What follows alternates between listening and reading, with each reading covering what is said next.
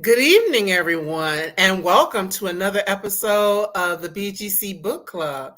It is your girl, Marcy Thomas, here with you, coming to you from the outskirts of Atlanta, and I'm just really excited to be here with you on this evening or afternoon, or I'm going to say morning as well, because I know sometimes people do actually watch the videos after the fact. So if this is your first time joining us here in this space, please feel free to drop in the comments that it is your first time or let us know where you're joining us from because we just want to know who all is in the room. And last but not least, if any time in the conversation, if you have any thoughts or ideas that you'd like to add or ask any questions, please feel free to do so as well because we want this to be a group and interactive experience. So if you haven't watched before, the BGC Book Club has been around since the pandemic in April of 2020. And as you can see, I love to read books, even though my guest tonight has way more than me as I was looking, but I love to read. And I figured this was a great opportunity to be able to share my love of reading with all of you. So tonight's special guest is a 2017 Kresge Artist Fellow in Literary Arts and a former attorney.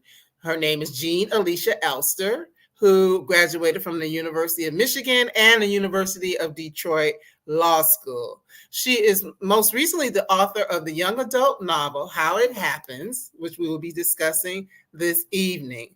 Now, this book has been honored as a 2021 Forward Indies Silver winner for young adult fiction and as a 2022 Midwest Book Award Silver winner in young adult fiction. It was also awarded the 2022 Bronze Medal in Young Adult Fiction by the Independent Publisher Book Awards. Now, of course, she also writes children's books, which are also award-winning, and those titles include The Colored Car, Who's Jim Hines, and the children's book series JoJo in the City. And she happens to live in one of my favorite towns in the world, Detroit, Michigan, with her family. So without any further delay, let's welcome Jean to the BGC Book Club. Hi there. Hi, welcome. Thank you. Thanks for having me. Oh, yes, it's such a pleasure to have you here. And, as I mentioned, I love Detroit. We talked about that a little bit offline. So it's real exciting to have Yeah. someone from the city that I know and love so well. So thank you. So I want to congratulate you on all Thank the you. awards that your book has won, How It Happens. Thanks so much. Yeah, it's always a good affirmation because the way I write, I do a lot of research and you always do a couple of revisions and whatnot. So it's always great when you can get that kind of affirmation after such a long writing process.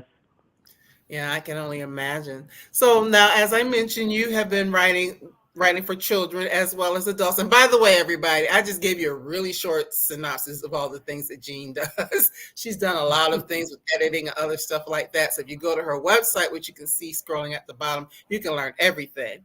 But because a lot of the books that you've been known for have been children's books in the past, what was it that made you decide to dive into something that would be for an older audience?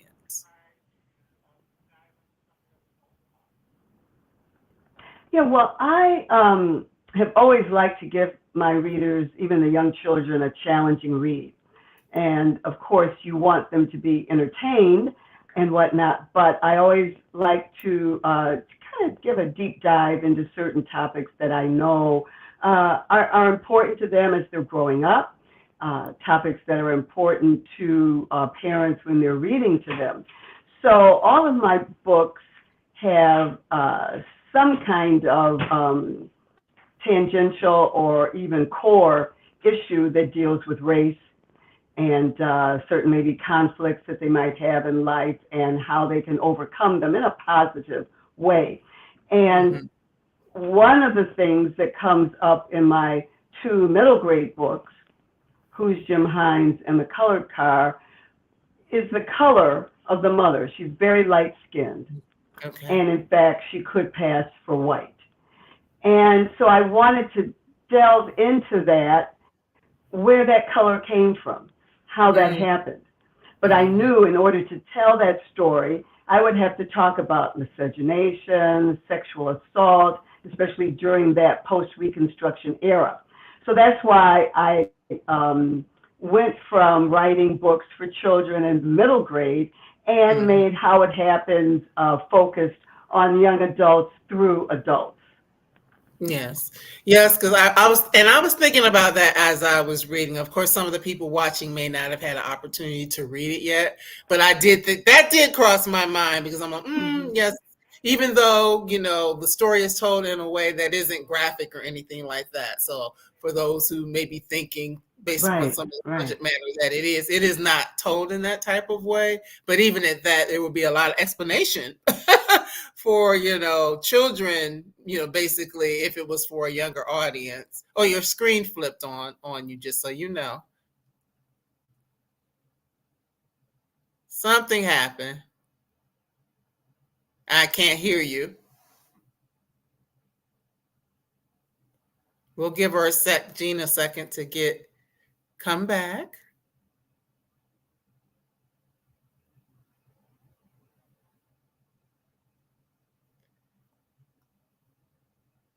Yes, you're sideways and we're unable to hear you. All right, everybody, give it just a moment. All right, we're getting back there. Okay, now we just need the sound.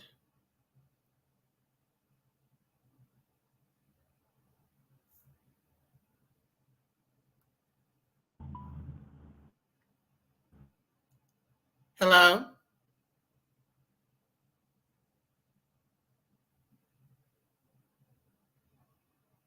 Everyone, just hold on. Having a little bit of a technical difficulty.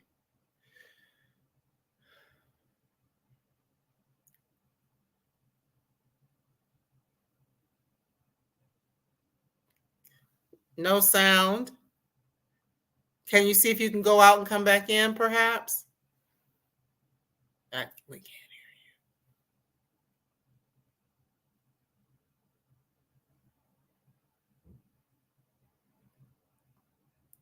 Can't hear.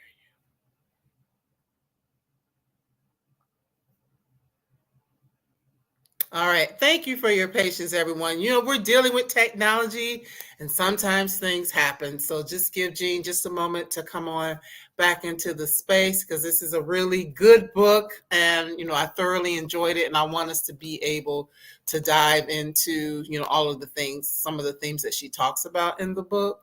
So, well, while we're waiting for her to come back, just a quick question for everyone is here. Do you ever read young adult fiction? Because sometimes we think, oh, it's for kids, it's not for me. But has anyone here ever had any experiences with reading young adult fiction? If so, how did you like it? How did you enjoy it?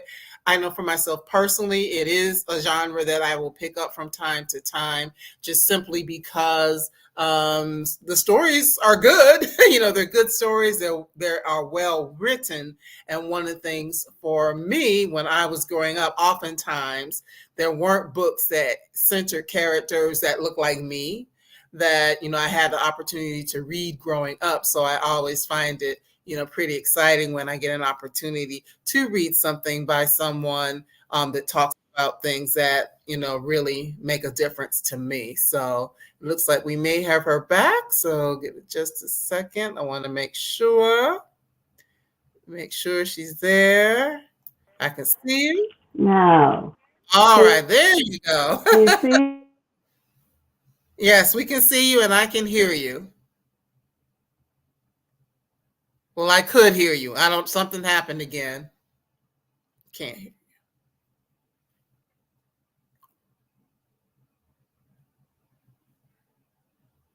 Can you hear me? I can't hear you. Mm-mm.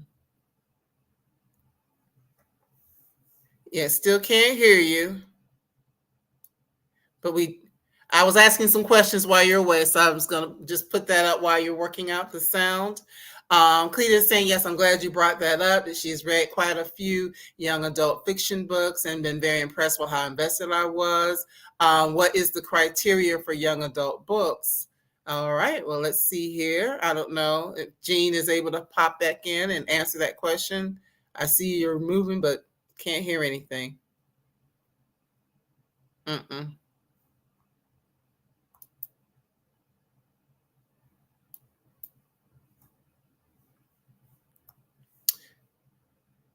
All right. Heard you for a hot second when you first came back. Now can't hear you at all. Rachel is saying, I've always used children in YA for teaching and sharing ideas with adults. I found them to be less intimidating and a gentler approach in discussing serious social issues. That's true.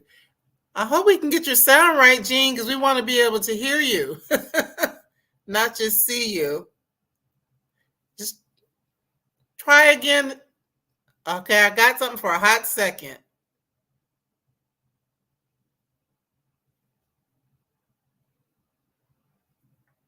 Hopefully she can come on. Is there anyone who can hear her? And maybe it's just me, but I can't hear at all.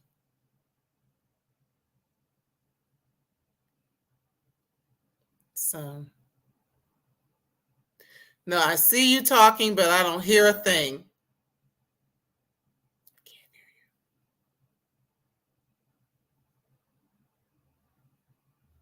Everyone, thank you for your patience. I appreciate that. We're trying to get everything going. I don't know if there's someone who can help you there, Jean, so we can make sure that we can hear you and be able to continue.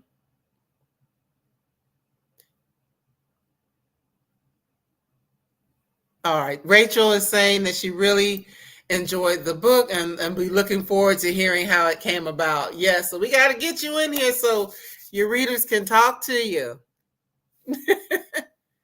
All right. It looks like she's getting someone to help.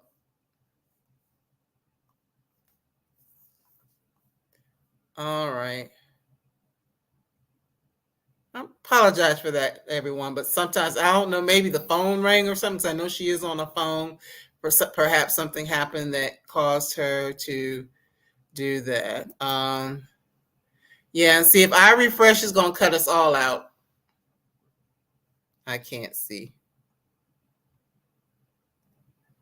Send to husband's computer. All right, everybody. We're going to see what we can do here. Hold on, because I don't want to click out, because if I do that, then it'll cut all of us off. Hold on one second. Hey, this is what happens. This is the real world in real time. So there you have it. Hold on one second.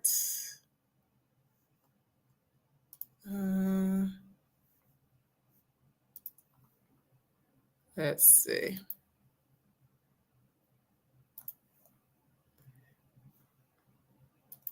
Yeah, because I'm going to mute for a second, everybody. Hold on one moment.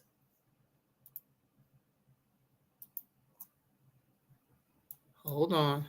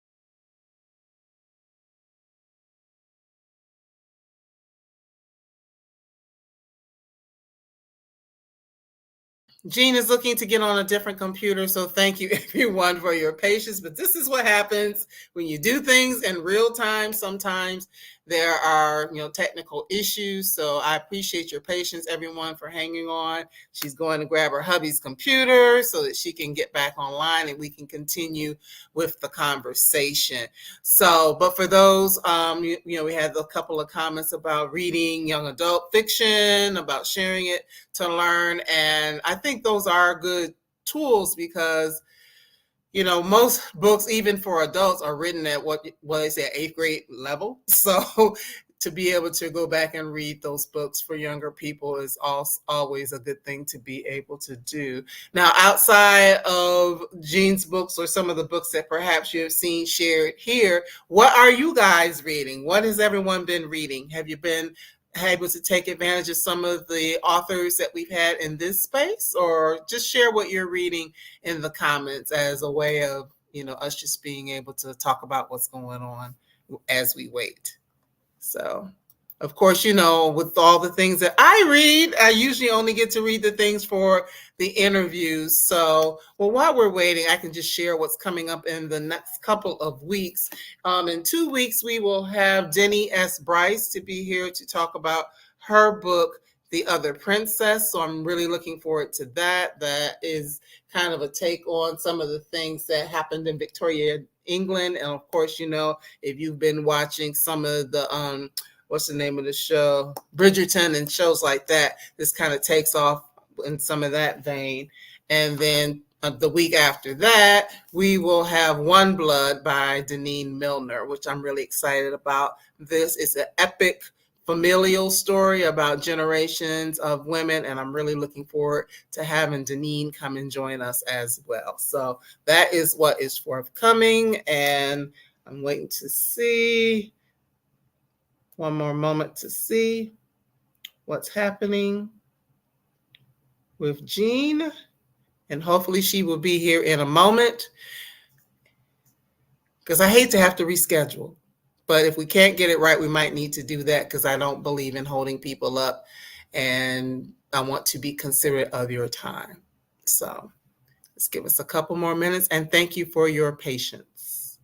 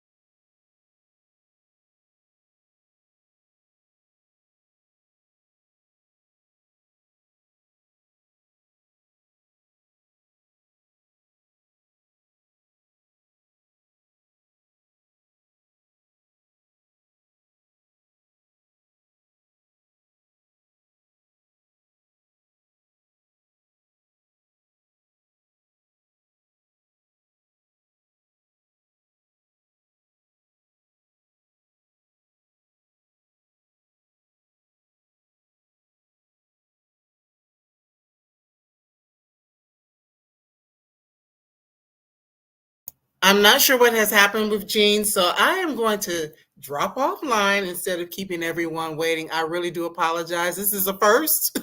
This has never happened before. So I'm going to see if I can. Oh, wait a minute. She might be back now. Let's see. Let's All see. right. Are you Can you there? hear Can we me? hear you? Can you hear me now? Yes.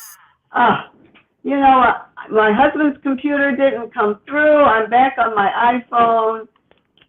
Ah, sorry about all that. Okay, because I was just getting ready to tell people we would reschedule. So, Woo! so, I'm sorry. No, I'm just saying. So where do we stand now? Okay, as long as we can keep sound, we can go ahead and continue. Okay. Because as I said, this is a first. This hasn't happened before. So I don't know what's going on. But yeah, we got to go with the flow. So it looked like you were getting some good questions and comments. right, right. So because I was asking people about young adult fiction and do they Mhm. read it, how they feel Mhm. about it. One of the questions was that someone did ask in the comments did have to do with what's the difference for young adult. What's the criteria for it to be considered a young adult book? And that's a good question because really, I just when I made this as an adult book, as you said, there's no explicit sexuality or anything, but I do address more mature topics. So I do address sexual assault, even though it's not explicit. It's very obvious what has happened, and that is for a more mature. So young adult would be teenagers on up. And I know that there are, teens are a lot more mature these days anyway than maybe when you and I were growing up. Right. But, in fact, there's a teen blogger. Her blog is Elena Reads. And I like to read her comment she wrote on her Instagram. She said, it's an intriguing book. It explores racism through 3 generations. She said, it made me realize that racism doesn't seem to go away. And then Right. she said it shapeshifts from one form to another, from slavery to segregation and now unjustified police shootings and hate crimes, racism remains.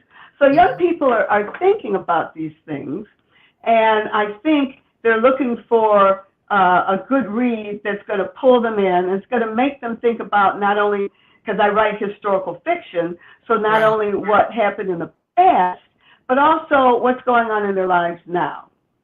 Right. Well, that's good that you have young people who are reading it and it's really resonating with them.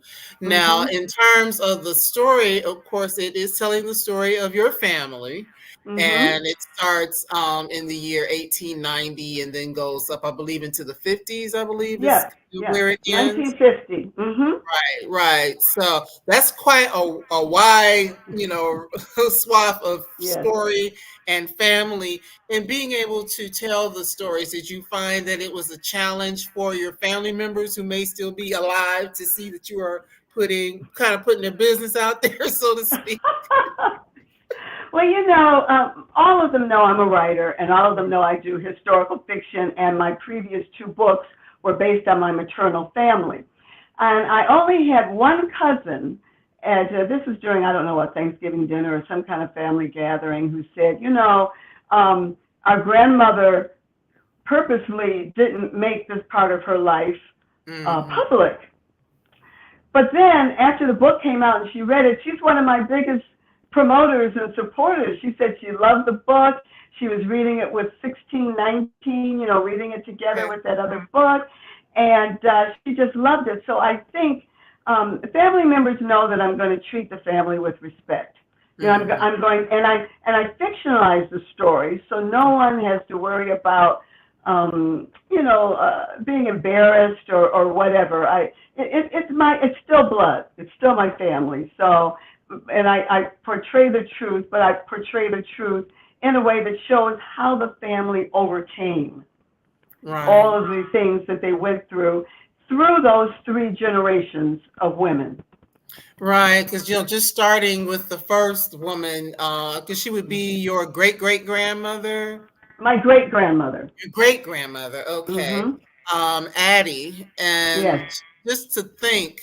So, for those who haven't had a chance to read, or if this is your first time watching, please do know we're not going to give you spoilers, but just enough for you to kind of understand what the Mm-hmm. story is about. But just in looking at her life, in reading it for me, as much as I study history, because I read a lot of historical fiction, Mm-hmm.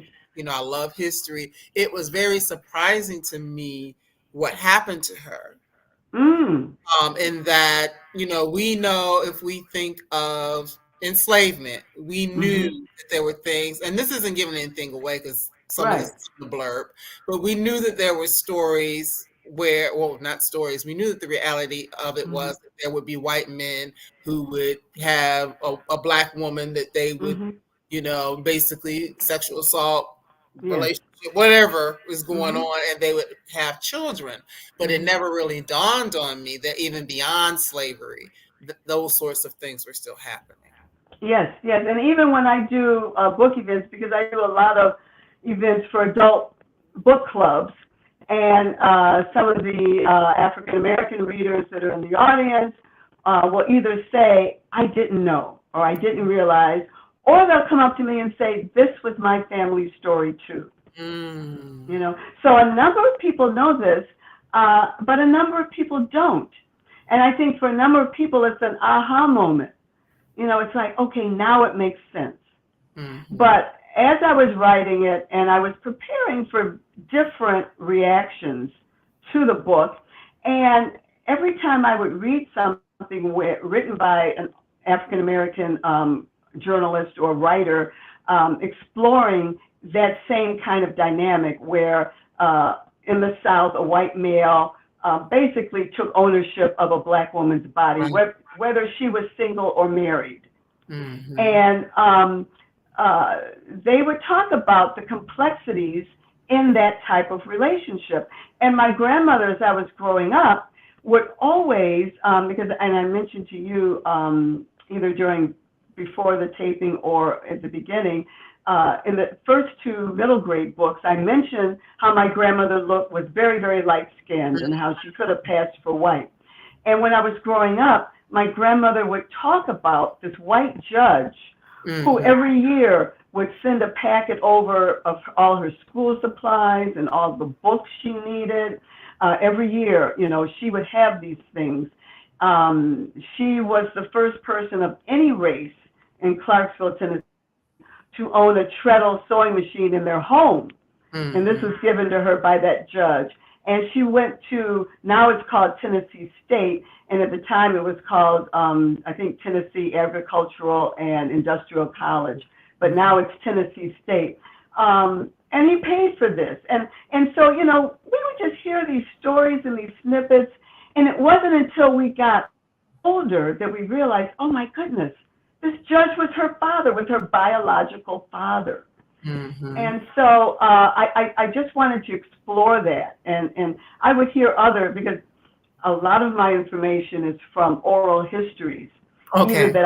that I purposely took, I would sit down and ask, or that relatives would discuss, either at family gatherings or family reunions. And one of my aunts would say that my grandmother and her sisters could shop in some of the white dress shops in town that no other black person could go in, Hmm. but everyone in town knew who their father was. You Wow. know, it was an open secret who her Right. father was. Right. And there's just so many layers to that. I mean, to think, number one, that this man just basically, like as you said, took ownership Mhm. of, the mother's body, and Mhm. that he was able to do it, and she didn't have any say. Being a Exactly. married woman, and her husband didn't really have any say. To me, Mhm. it's like Mhm. no different than being enslaved and being Exactly. in the same situation. Exactly. And as I mentioned in the prologues, we're still working through a lot of the manifestations of that even today. And a Hmm. lot of and I have one reader who I love to get notes from my readers. But one of my readers, and he's a white male, and he said, "I congratulate you on creating a work that will certainly be banned in Florida and probably burned in Texas." He said, "You're doing something right." So, these are stories that some people want to hide, but you Exactly. can't. You can't. It's our history. It's part of our American history, and we need to come to terms with it. Right. And, oftentimes, when we see people in our families and, we look different, there are a couple of times in the book where you mentioned, oh, the Indian is coming out. Like, no, that's not Yes, the Indian. yes. That's something else. That's something Because else. that's what my grandmother used to say. She would explain her color by saying it was her Indian blood. Well, Hmm. if anyone has seen any Native Americans, they don't look white, but Right. that was just how they explained it, how they saved face and explained it.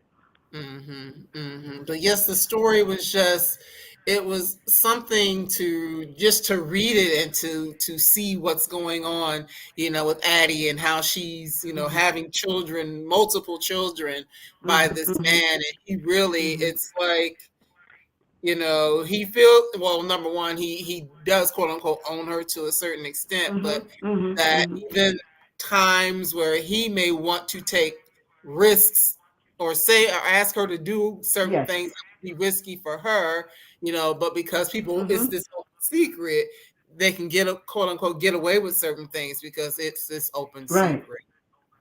Mhm. Mhm. Exactly. And there are questions like, well, what are the feelings? What were the feelings for Addie, this man, and what were his feelings toward her? And I'm not going to give away any spoilers or anything, but it is something to consider. Mm. Because even if the sexual act is forced on you, you've had 3 children by this person. It's like, so how do you feel? And then knowing that your children have certain I don't want to say a status, but everyone knows who their father is. And even when Mhm. I was doing the research, and my husband is a historian, and so he helped me a lot. We went down to the genealogical library in Clarksville, Tennessee. And before we went there, he emailed the archivist there and told him some of the family names and what we were going to be looking for. So when I got there, this guy had this huge stack of Oh wow. materials because it turns out that the White family was a very prominent family, and that my great great great grandfather was a senator for the Confederacy, and so there were books written about this family. And so when Right. I was thumbing through the books and I saw a drawing, one of these early daguerreotypes, these early photos, it took my breath away. I said, "This is my grandmother," but it Mhm. was it was her biological great grandmother. It was her by, but it was the spitting image, and so that I bring that up in the book that everyone in town could tell, hey, this is this woman's grandchild. It looks just like her. So it was just things like that I found out in the actual research that I wanted to put in there because it adds some of the reality, some of the authenticity, which is really important for me when I write, that there be authenticity in the story, even though it's fictionalized. I wanted to be a real experience for. Yes, and it definitely was, and it just brings up, like I said, brought up so many things, just to think about, Mhm. as you said, having these children who could pass, but then of Mhm. course, they chose not to. It's not Right. really giving anything away, but they chose not to. But the fact that they Mhm. could have, and even the way that, they would have been treated in society because they looked a certain way, even though they may have Right. chosen not Right. to pass, people treating Mhm. them differently, or, there's a space in there where you're talking about, the texture of the hair, because we're always talking about Yes. good hair and all those sorts of Mhm. things. Mhm. Mhm. Yeah, exactly. And those are things that we still grapple with today. I mean, colorism. It's still a big issue. And I don't know, big issue, but it's still there, and I think it's less than before, but it's still there. And you see it sometimes, even when they're casting people in different movies and TV shows, and you say, well, wait a minute, this person wouldn't in reality be that color, but there are just certain things that come out, even in our American society today, that are based on that root cause of where it came from.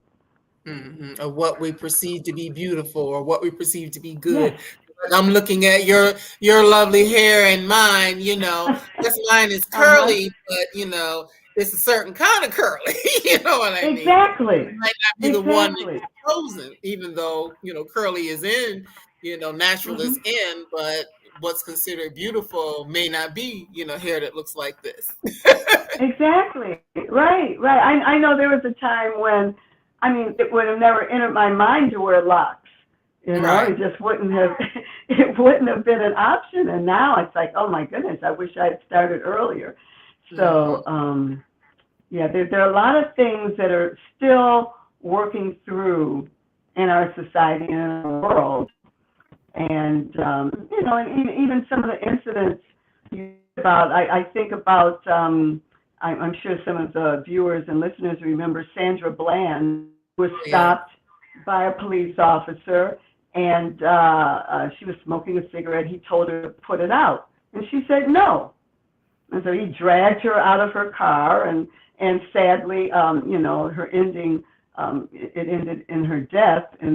But the point was the fact that he felt that he could tell her to put that out, Mm. and the thing that I always thought was empowering was that she said no. She Right. said no. This scenario is not going to play out that way. I'm Right. not going to put out my cigarette. And basically, she gave up her life for standing up, just for being a human being. Right. So, And and to think that Addie wouldn't have had those types of choices. So I know we spent some exactly. time, right. We spent time talking about her, but moving towards the children, her daughters, Mhm. because there's Mhm. another piece, and we're not going to give that away, but talking Yes. about her daughters and Yes. how as they grow up and start to move through the world and even options that are available to them, they had different options than their mother did, but even at Exactly. the time they were still a little bit limited. There were only so many things that Black women typically did. Right. Right. And Eddie's daughter, Dorothy May, became a teacher, Hmm. which and I wanted to show what an esteemed how that was an esteemed status during that time, and and that was the option available to her. And then her children, she wanted when she did move to Detroit. That's the third generation of women there. Her children, she made sure, just as she had gone to that college, she made sure that her children were going to be educated and were going to go to college. And I wanted to show how that seed that was planted with uh, the guy's name in the book is Tom Mitchell, making Hmm. sure that Addie educated Dorothy May, and then Dorothy May educated her children. I wanted to show how that was continued through the generations and how that worked out within the family, knowing that they still had tribulations and challenges to overcome. As you just mentioned, they were different. Generations' challenges were a little different. That is so true, and just to see that, and then of course, it's in Detroit, which I mentioned earlier on your hometown, one of Yes. my favorite cities. It was also very interesting to see what people who may have made the decision to move to Detroit, because of course, Dorothy May ends up in Detroit because of the man that she marries. But even Mhm. Mhm. looking at how things were in Detroit, because oftentimes we think of people leaving the South and going north to work in the factories, but he Yes, did yes. something a little bit different by becoming an entrepreneur. Exactly. I wanted to explore that a little more. That's the basis of the first middle grade book, Who's Jim Hines? The basis was that business, but I wanted to make sure that more people understood there were African Americans that here and did something different. You know, Mm, of course, many did work in the factories, but my grandfather did start a wood business, and he hired many of the men in his neighborhood. And that neighborhood in Detroit was one of the few, if not the only, racially mixed neighborhoods during that time. There were Eastern Europeans that were immigrating, as well as blacks coming up from the South. And he had drivers who were black and white. And mhm, so, and I wanted people to understand there were certain things, such as with the unions. And I know that unions have done a lot of good things, but I wanted them to also know when I was a young child, one of the first things I learned as a toddler was that even though my grandfather had a trucking business, had a fleet of trucks, hired people, he could not join the Teamsters because during that time, Teamsters were not allowing black members. And so I wanted people to know both sides. You know, yes, unions have done some good things, but there's a different side to the union story too, and I wanted them to be aware of that. So there's certain things like that that I wanted to make sure that I pulled into the book, that I pulled into the story. mhm. Yeah, I think that that's such an education for though anyone who, picks up the book to read it who's not familiar with that, because a Mm-hmm. lot of times there might be one story that's so, but we know we live in that time where, Mm-hmm. oftentimes I'm talking to my best friend, I say revisionist history, how Yes, people yes. revise the history to suit their needs.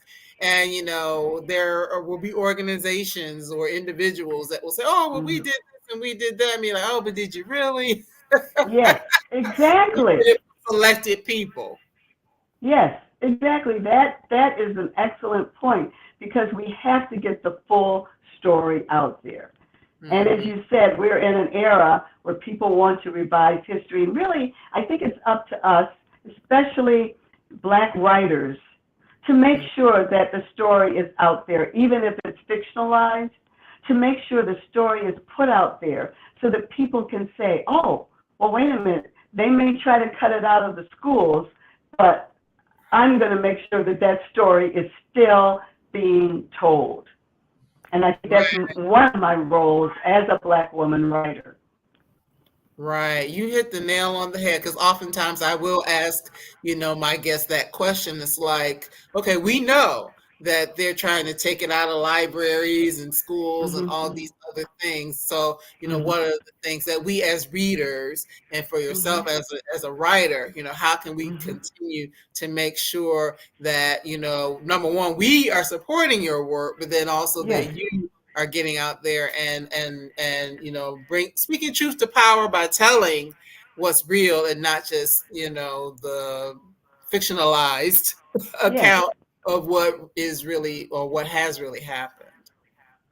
Well, how it happens was the community read for a suburb of Detroit last Black History Month, Sterling Heights. Hmm. And so they invited me to come and speak before, because they gave away lots of copies of the book. And so I was curious because there were a few black readers in the audience, but it was primarily white. And one of the white readers said to me, she said, when I was reading your book, because at the end I talk about an encounter my grandfather had at a bank, and she said, that could have been one of my relatives Hmm. denying Doug Ford a loan at that bank. And Hmm. I said, yes, this is why I write this, because I want you to be able to connect this to your history and to your family and what you know about your family. And that was really a very heartening moment for me because I said, yes, she's not afraid to put it out there. She's not afraid to make the connection between this story and what she knows probably happened from her family history, too. Right, and it's so powerful that, yes, we learn and we grow, we grow from the knowledge that we have, and understanding what our, forebears went through, but it is Mhm, important. mhm. I just hope that more of the other people who read the stories will, Yes. number one, as you said, acknowledge themselves and their ancestors in the stories, but then also take Mhm. it another step further and be able to, come up with ways, have real conversations in their communities, and look at Yes. how we can begin to change things. Because I feel like as Black people, we are always expected, to tell the stories and help explain the stories and try not to make others feel bad about the stories. Right. We have to carry so much, and we're You're expected right. so much. But at the end of the day, we're not the ones who set up these systems. So, Exactly. Very well said. Well said. Yeah. yeah, the people who have the power, so to speak, have to be the ones that Mhm. really start to change the systems. Well, that's why I'm always heartened when I go to different book fairs and whatnot, and I have a wide variety of people talking to me and asking me to autograph the book and whatnot, because I know that with each person, whether they're a person of color or white or whatever, um, it's getting the story out there and it's getting it to a different pathway of people to learn and read and pass the message on. And that's one of the powers of books. I know I like to put books in some of those little free libraries, because I said, anything that I can do to kind of pass on the ability of more people to see it. And I know next month I'm going to be meeting with some librarians in our local library to kind of talk to them, hopefully to set up some readings in the libraries, now that they're opening up, when after being closed during the pandemic, because I just like to connect more Mm. with the reading audience out there, and to have conversations like this with face to face with 30, 40 people or whatever. There's just an energy about that and an exchange of thoughts and ideas that's very exciting. I love Mm. it. And I love the fact that you mentioned little free libraries, because those who watch regularly know that Mhm. it's one of my dreams. Lord willing, and the creek don't rise, as they say.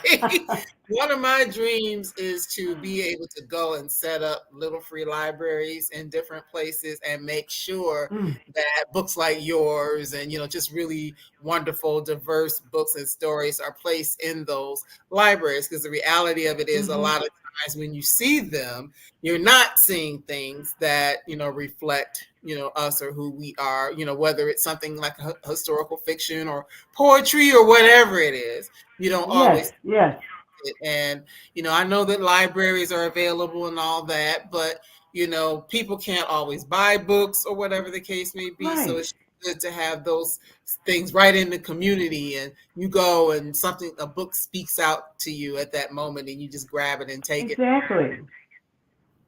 So Yeah, I love that's great. And there is a woman, a local woman here in Detroit, who does that. She puts a lot of them in Highland Park, which is a little city within Detroit. it. And Mhm. she said, someone came and knocked over the Mhm. little free library stand. She said, but I'm building it back up, and I love that energy. It's like people will try to destroy, and she's trying to do something good in the community, but she's not going to be disheartened, and Right. and she buys a lot of my books and puts them in those little free libraries. So I love that. I love the concept, and I like taking part in that myself. Hmm. Hmm.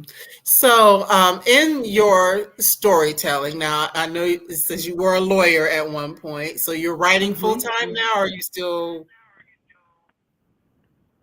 Yeah, doing your writing? I am now writing full time. In fact, I'm starting on another book that's going to be about my paternal family Okay. history. This is on my mother's side. Now the next book or two are going to be on my father's side of the family. And so yeah, I'm going to be working on that full time, which is that's a luxury. That's a blessing that I haven't had previously. So I'm looking forward to diving into that. I'm taking some saxophone lessons because Okay. my paternal grandfather, he was a jazz musician, self-taught during the 20s and 30s in Detroit, and so Okay. that's all I'll tell about that one. But Oh yeah, that'll be something to I look forward to. Yes. well, you know, my husband and I we did some traveling last summer in the South through Tennessee and Kentucky and Alabama, and We got a little fuzzy again. Can't hear you. It went out again.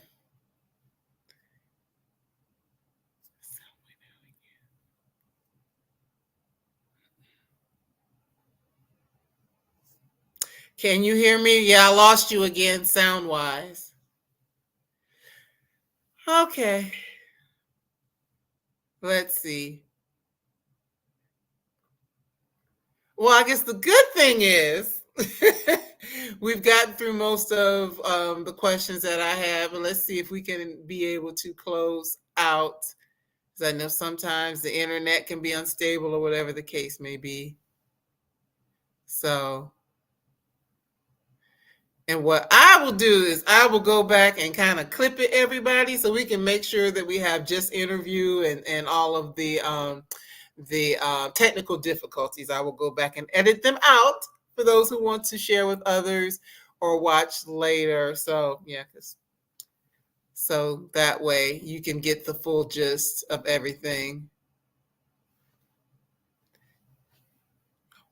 Yeah, she's going to try and come back out, go out and come back in. So we are just about done, but she's going to try to go and come back just so we can finish up here.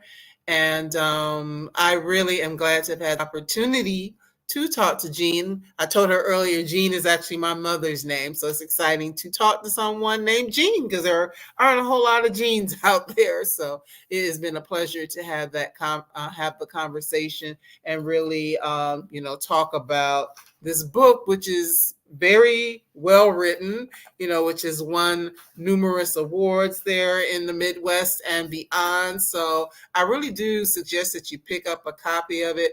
I read it in the space of a day. Because it was just important for me to do that, and then also, it's easy enough, I should say, that it can be read in the space of the day and just really dive into this family story. Because even if you had a chance to watch last week when we talked about Coleman Hill, which is another book that centers on a family's story, a fictionalized account of a family story, it really has me thinking, and sometimes, we may or may not want to tell our family stories, but even just to know and have an understanding of who we are and where we come from for ourselves. It might be just something that you journal about, or, just put in the family records so that we can know, where we come from, so we can have an understanding of the people who came before us and maybe why they did some of the things that they did, or, some of the obstacles that they had the opportunity to overcome. I just think it's really powerful when people can, dive into their family history and tell those stories. So it looks like we have you back to finish out. yeah, can you hear me now? I can. Good. Oh my gosh, I don't know what's going on. Thanks for your patience. Oh, no worries. What I'm going to do after the fact is go back. Normally, I just leave it, but I'm going to go back and edit so we can take out some of the breaks, and Great, it great, can be a more seamless great. interview. So that way, I'm Good. off tomorrow because actually tomorrow is my birthday, so I will not be working my day job. Oh, And happy I will have birthday. time to edit. Thank you. Thank you. Yeah. So, I was just saying to everyone that, I think there's power in being able to research your family, learn about your Yes. family, learn about your history, and then take Mhm. those things and turn them into a story. Because even though it may be based upon your family story, as last week's book was also on Coleman Hill, was based on a family history Mhm. that took and Mhm. fictionalized. I think that we learn a lot about ourselves, about where we come from. And then it's empowering to those of us who might not be in your family, because you start to think, Exactly. my so-and-so lived in, I had family that lived in Detroit, or, I had family that came from Alabama or whatever. Let me dive a little deeper to figure out, where I come from. Right, right. All right. Mm-hmm. Well, this has been a wonderful interview. Can you still hear me? I can. I can. Good. So at least we This can has finish been a strong. We can this finish has been a strong. wonderful deep dive interview. I enjoyed your questions and the questions from the audience. So this has been a fabulous evening. I appreciate the invitation. Yes, and thank you so much, Jean. We look forward to seeing you again. We're gonna make sure everything is right the next time. So that we won't have the technical difficulties. Because it's like, why was it good when we were Oh, offline, and then we get online and it starts to act crazy? Why is that? But I tell you, but that's the 21st century for you. that's the 21st century for you. So that's that. But everyone, as you can see, Jean's, her Facebook, her Instagram, her X/Twitter. It's always gonna be Twitter to me. Sorry, Elon. Yes. Um, and then, of course, the website are all listed there. So please follow her to keep up with, all of the different things that she's doing right now with this book, events both Yes. online and offline, and then also just to know what may be coming up next. And I'm going to throw this out there for you, pick up some of her children's books for the children that you may have in your life, because I Yes. think those would be good Thank you. stories to read as well. So Cleta is saying she's a jazz fan, so she will be waiting. So get that sax down, girl. Oh, good. So That's yes, good. Thank you. yes. So thank you everyone for being here. Jean, I'm going to go ahead and let you go before we lose sound again. And like I said, I'll go back in and do some edits so we can have a clear, content for you, and you'll be able to share it out and Well, I people can appreciate. watch it later. All Okay, I right. Well, appreciate your efforts. Thank you so all much. right. And thank you as well. I have a good evening. Okay, though. All Bye right. Bye-bye. bye. All right, everyone. Thank you so much for your patience with some of the technical difficulties. And as I said, I will go ahead and make some edits so that you can watch it, you can share it, you can listen to it again, all of those things, and make sure that, I encourage you to go ahead and pick up Jean's book, How It Happens. And you'll know what how it happens means if you read the book. You know what that all means. We didn't get a chance to get to that, but you'll understand why it's called How It Happens if you get a chance to read the book, which I do definitely suggest that you do. And as I mentioned earlier, next week, I'm still working on next week because I had to reschedule. Someone had to reschedule. So as of right now, I don't have anyone for next week, but I'm working on it. So in 2 weeks, we will be back on the 9th for sure with Denny S. Bryce, The Other Princess. So look for that in 2 weeks. That is another historical fiction.